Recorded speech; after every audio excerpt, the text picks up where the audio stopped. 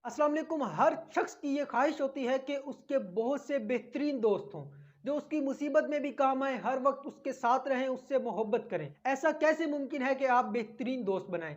इसके लिए आपने सिर्फ और सिर्फ 3 काम करने हैं। जब भी आप किसी से मिलें, किसी भी दोस्त से मिलें, किसी भी शख्स से मिलें, आपने सलाम में पहल करनी है।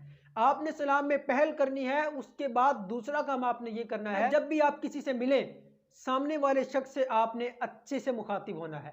उस शख्स को इज्जत से, एहतराम से बुलाना है। उस शख्स को सही नाम से पुकारना है। अदब से, इखलाक से आपने उस शख्स से बात करनी है।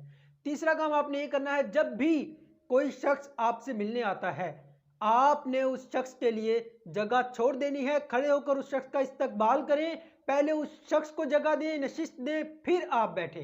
उस शख्स को बिठाकर फिर आप बैठे। ऐसे में आप देखेंगे कि आपके बहुत से बेहतरीन दोस्त बनेंगे जो कि हमेशा आपकी कदर करेंगे। Thank you. अल्लाह।